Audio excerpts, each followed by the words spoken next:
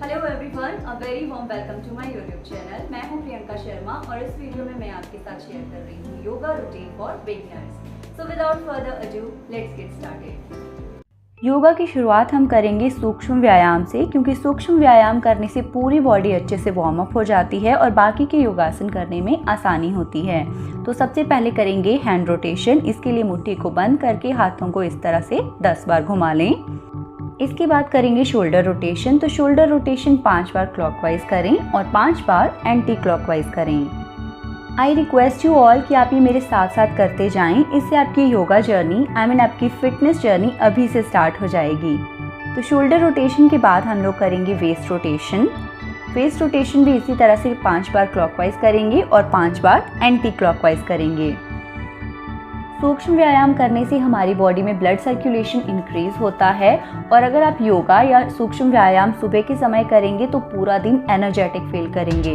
तो आप चाहे योगा कर रहे हों या कोई और एक्सरसाइज कर रहे हों, आप सूक्ष्म व्यायाम या अपनी बॉडी को वार्म अप ज़रूर करें। ये बहुत ज़्यादा इम्पॉर्टेंट होता है।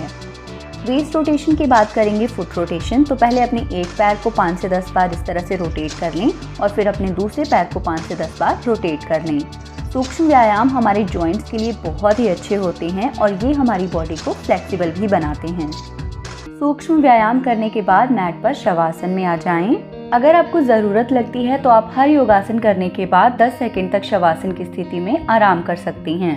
सबसे पहले हम करेंगे उत्तान पादासन। तो इसके लिए अपने दोनों पैरों को शवासन से एक साथ ले आएं और अपने हाथों को अपने हिप्स के नीचे रख दें। अब अपनी लेग्स को बिना मोड़े ऊपर उठाएं और 30 डिग्री तक लेकर जाएं और 10 सेकंड्स तक यहीं रुकें। फिर इसी तरह से 60 डिग्री तक लेकर जाएं और 10 सेकंड्स तक यहीं रुकें। इसके बाद अपनी लेग्स को 90 डिग्री तक लेकर जाएं और 10 सेकंड्स तक इसी पोजीशन में बने रहें। इस आसन को करते समय अपना कोर एकदम टाइट रखें और नॉर्मली सांस लेते रहें। अब वापस आते हुए उसी तरह से 10 सेकंड्स तक 60 डिग्री पर रुकें और 10 सेकंड्स तक 30 डिग्री पर रुकें। ये आसन पूरे पेट के लिए बहुत ही अच्छा होता है और ये बेली फैट रिड्यूस करने में भी हेल्प करता है। अगर आपको ज़रूरत लगती है तो आप 10 सेकंड्स तक शवासन की स्थिति में आराम करें। इसके बाद हम करेंगे पवन मुक्तासन। तो इसके लिए अपनी राइट लेग को ऊपर उठाएं और मोड़ दें। अपने दोनों हाथों की उंगलियों को इंटरलॉक कर लें और लेग को चेस्ट के ऊपर रख लें। अब अपनी चिन को 4 से 5 बार तक अपनी नी के साथ टच करें। आप चाहें तो अपनी नोज के साथ भी नी को टच कर सकती हैं। अब यही प्रोसेस लेफ्ट लेग के साथ भी फॉलो करें। आसन करते समय नॉर्मली सांस लेते रहें। ये आसन कॉन्स्टिपेशन, गैस या डाइजेशन से रिलेटेड प्रॉब्लम्स में आराम देता है और ये आसन लोअर बॉडी को फ्लेक्सिबल बनाता है। अब 10 सेकंड्स तक शवासन की स्थिति में बने रहें। नेक्स्ट इज सेतु बंध आसन। तो इस आसन को करने के लिए अपने दोनों पैरों को एक साथ रखें और अपने घुटनों को मोड़ दें। अब अपने हाथों से अपने एंकल्स को पकड़ लें। अपने पैरों को जितना हो सके हिप्स के पास रखें और अपनी बॉडी को ऊपर उठाएं। अपने कंधों के सहारे अपनी बॉडी को बैलेंस करें। 20 to 30 सेकंड्स तक आसन में बने रहें और आसन करते समय नॉर्मली सांस लेते रहें। ये आसन स्ट्रेस और इंसोम्निया जैसी प्रॉब्लम्स में आराम देता है। अब आराम से वापस मैट पर आ जाएं और 10 सेकंड्स तक शवासन की स्थिति में बने रहें। इसके बाद हम करेंगे नौकासन। तो इसके लिए अपनी लेग्स को बिना मोड़े 30 डिग्री तक ऊपर उठाएं। अपने हाथों को और अपनी अपर बॉडी को भी ऊपर उठाएं। अपने हाथों को अपने पैरों की तरफ ले जाने की कोशिश करें। 20 to 30 सेकंड्स तक आसन में बने रहें। नॉर्मली सांस लेते रहें और अपना कोर एकदम टाइट रखें। अब धीरे धीरे वापस नॉर्मल पोजीशन में आ जाएं। नौकासन या boat pose belly fat reduce करने के लिए बेस्ट आसन है। Next is Chakrasana, the wheel pose. इस आसन को करने के लिए अपने दोनों पैरों को एक साथ रखें। अब अपने दोनों घुटनों को मोड़ दें और अपने पैरों को अपने हिप्स के बिल्कुल पास रखें। अपने हाथों को अपने शोल्डर्स के साथ इस तरह से रखें कि आपकी उंगलियां आपके शोल्डर्स को टच करें। अब अपने हाथों और पैरों के सहारे जितना हो सके आप अपनी बॉडी को ऊपर उठाएं। आसन करते समय नॉर्मली सांस लेते रहें। शुरुआत में आप अपना पूरा सोल मैट पर रख सकती हैं, फिर धीरे धीरे रेगुलर प्रैक्टिस से आप अपने टोज को ही मैट पर रखें। ये आसन आपको थोड़ा सा डिफिकल्ट लग सकता है बट रेगुलर प्रैक्टिस से आप इसे आसानी से कर पाएंगे। आसन से निकलने के लिए अपनी बॉडी को बिल्कुल आराम से वापस मैट पर ले आएं। इस आसन को करने से बहुत सारे बेनिफिट्स मिलते हैं। स्पेशली हमारी स्पाइन के लिए बेस्ट आसन है। ये हमारी स्पाइन को फ्लेक्सिबल बनाता है।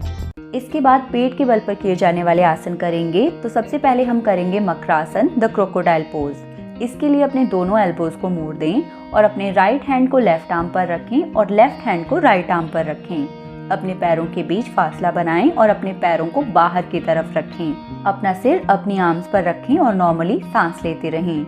इस आसन को करने से स्ट्रेस में आराम मिलता है। Next is bhujangasana, the cobra pose. इस आसन को करने के लिए अपने दोनों हाथों को अपनी चेस्ट के पास रखें। अब सांस अंदर लेते हुए जितना हो सके अपना सिर ऊपर उठाएं। अब नॉर्मली सांस लेते रहें। शुरुआत में आप अपना सिर ज्यादा ऊपर ना उठाएं। अब एक्सहेल करते हुए वापस नॉर्मल पोजीशन में आ जाएं। अब दोबारा इनहेल करते हुए अपने सिर को इतना ऊपर उठाने की कोशिश करें कि आप सीलिंग को देख सकें। नॉर्मली सांस लेते रहें। अपने बटक्स को टाइट रखें ताकि आपकी पीठ पर जोर ना पड़े। कोबरा पोज हमारी स्पाइन को मजबूत बनाता है और ये आसन साइटिका और अस्थमा की प्रॉब्लम में आराम देता है। अब एक्सहेल करते हुए वापस नॉर्मल पोजीशन में आ जाएं और अपना सिर एक तरफ करके 10 सेकंड्स तक आराम करें। नेक्स्ट इज विपरीत नौकासना। इस आसन को करने के लिए अपनी आर्म्स को अपने सिर के आगे रखें और अपनी फिंगर्स को इंटरलॉक कर लें। अब अपनी लेग्स और आर्म्स को बिना मोड़े ऊपर उठाने की कोशिश करें। सिर्फ आपका स्टमक ही मैट के साथ टच होना चाहिए। आसन करते समय नॉर्मली सांस लेते रहें। इस आसन को करने से हमारा कोर, बैक और हिप्स मजबूत बनते हैं। 20 to 30 सेकंड्स तक आसन में बने रहें और इसके बाद वापस नॉर्मल पोजीशन में आ जाएं। नौकासना पीठ के बल पर किया जाने वाला आसन है और ये उससे उल्टा यानी पेट के बल पर किया जाने वाला आसन है, इसीलिए इसे विपरीत नौकासना कहा जाता है। तो ये थे पेट के बल पर किए जाने वाले आसन। अब हम करेंगे स्टैंडिंग आसनास, मतलब जो आसन खड़े होकर किए जाते हैं। तो सबसे पहले हम करेंगे ताड़ासन। इस आसन को करने के लिए इनहेल करते हुए अपनी दोनों आर्म्स को ऊपर उठाएं और अपने फिंगर्स को इंटरलॉक करके अपने सिर के ऊपर ले जाएं। अपने टोज पर खड़े हो जाएं। नॉर्मली सांस लेते रहें और अपनी बॉडी को ऊपर की तरफ स्ट्रेच करने की कोशिश करें। अब एक्सहेल करते हुए वापस नॉर्मल पोजीशन में आ जाएं। इस आसन को करने से कोऑर्डिनेशन और पोस्चर इंप्रूव होता है और हमारी बॉडी में ब्लड सर्कुलेशन भी इंक्रीज होता है। Next is Prishthasana. इस आसन को करने के लिए अपने दोनों हाथों को अपनी कमर पर रखें। अब इनहेल करते हुए जितना हो सके पीछे झुकें। Understand your limits, don't go beyond your limits. अब एक्सहेल करते हुए वापस नॉर्मल पोजीशन में आ जाएं। इस आसन को करने से फ्लेक्सिबिलिटी इंप्रूव होती है और ये आसन बाकी के खड़े होने वाले आसनों के लिए हमारी बॉडी को प्रिपेयर करता है। Next is Badhastasana. इस आसन को करने के लिए अपने दोनों हाथों को ऊपर उठाएं और पीछे झुकें। इसके बाद एक्सहेल करते हुए आगे झुकें। पहले अपनी वेस्ट, फिर नेक और उसके बाद अपने सिर को आगे झुकाएं। अपने हाथों से मैट को टच करने की कोशिश करें। नॉर्मली सांस लेते रहें। शुरुआत में अगर आपके घुटने मुड़ते हैं सो इट्स नॉर्मल। अब धीरे धीरे वापस ऊपर उठें और थोड़ा पीछे झुकें, फिर नॉर्मल पोजीशन में खड़े हो जाएं। पादहस्तासन बेली फैट रिड्यूस करने में हेल्प करता है और ये आसन हमारे घुटनों के लिए बेस्ट होता है।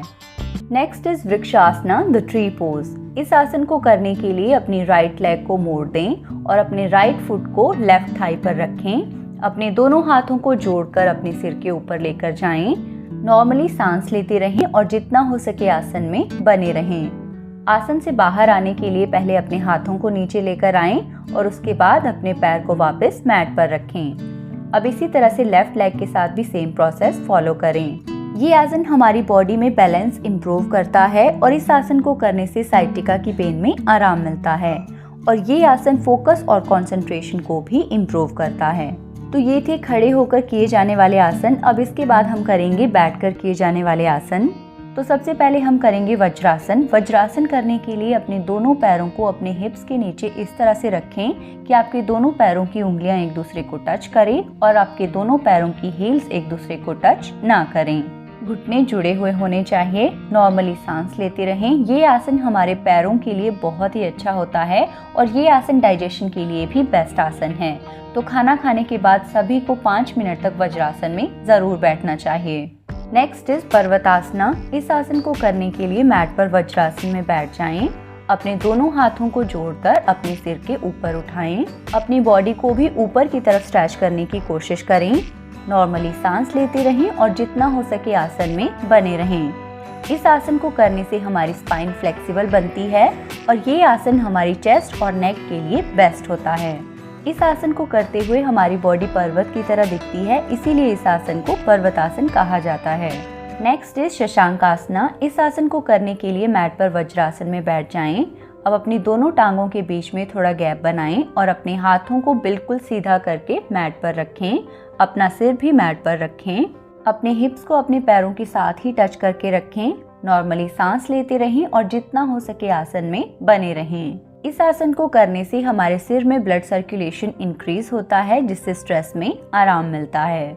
नेक्स्ट इज मर्जरी आसना। इस आसन को करने के लिए वज्रासन से अपने हाथों और अपने घुटनों को मैट पर रखें। अब इनहेल करते हुए अपना सिर ऊपर की तरफ लेकर जाएं और अपने पीठ के नीचे वाला हिस्सा नीचे की तरफ यानी मैट की तरफ लेकर जाएं। अब एक्सहेल करते हुए अपना सिर नीचे की तरफ लेकर जाएं और अपनी पीठ ऊपर की तरफ लेकर जाएं। इसी तरह से 3 से 4 बार तक ये प्रोसेस फॉलो करें। ये आसन हमारी स्पाइन के लिए बेस्ट होता है। ये हमारी स्पाइन की फ्लेक्सिबिलिटी को इम्प्रूव करता है। Next is Vakrasana. इस आसन को करने के लिए मैट पर दंडासन में बैठ जाएं। इसके बाद अपनी लेफ्ट लेग को मोड़ दें और अपने लेफ्ट हैंड को अपने हिप्स के पीछे रखें और अपने राइट हैंड से लेफ्ट एंकल को पकड़ लें। अपना सिर राइट साइड को मोड़ दें और पीछे देखें। नॉर्मली सांस लेते रहें और जितना हो सके आसन में बने रहें। अब इसी तरह से राइट लेग के साथ भी सेम प्रोसेस फॉलो करें। इस आसन को करने से डाइजेस्टिव सिस्टम की फंक्शनिंग इम्प्रूव होती है और ये आसन हमारी स्पाइन को फ्लेक्सिबल बनाता है और इस आसन को करने से बेली फैट रिड्यूस होने में हेल्प मिलती है।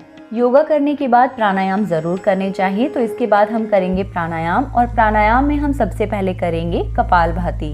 इस प्राणायाम को करने के लिए एक लंबा गहरा सांस लें और 10 बार एक्सहेल करें। शुरुआत में सिर्फ 5 बार ये एक्सहेल करें, फिर धीरे धीरे रेगुलर प्रैक्टिस के बाद 10 बार एक्सहेल करें। इस प्राणायाम को करने से हमारे लंग्स क्लीन होते हैं, तो 2 से 3 बार ये प्राणायाम जरूर करें।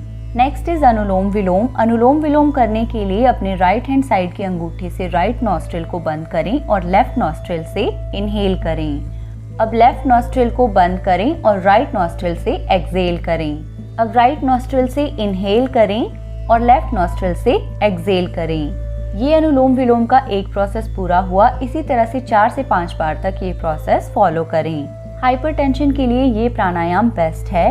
इस प्राणायाम को करने से मेमोरी शार्प होती है, आईसाइट इम्प्रूव होती है और कंसंट्रेशन भी इम्प्रूव होती है and it's excellent for our heart. Next is Bhramari. Bhramari pranayama करने के लिए अपने हाथों को अपनी आंखों पर रख लें और अपने कानों को अपने अंगूठों से बंद कर लें। अब एक लंबा गहरा सांस लें और ओम कहे बिना साउंड निकालें। 3 से 4 बार तक ये प्रोसेस फॉलो करें। इस प्राणायाम को करने से हमारा मन शांत रहता है और स्ट्रेस दूर हो जाता है। अगर आपको नींद नहीं आती या आपको माइग्रेन की प्रॉब्लम है तो आपको भ्रामरी प्राणायाम जरूर करना चाहिए। इस आसन को करने से मेमोरी और कंसंट्रेशन इम्प्रूव होती है, तो 3 से 4 बार तक भ्रामरी प्राणायाम जरूर करें। योगा और प्राणायाम करने के बाद लंबा गहरा सांस भरें और ओम बोलें। ऐसा करने से हमारा मन एकदम शांत हो जाता है, तो 2 से 3 बार तक ये प्रोसेस फॉलो करें। और किसी भी फिटनेस रिजीम को शुरू करने से पहले अपने डॉक्टर की सलाह जरूर लें। अगर आपको ये वीडियो इन्फॉर्मेटिव लगा तो please hit the like button and share it with your family and friends and don't forget to subscribe to my channel. Thank you so much for watching this video.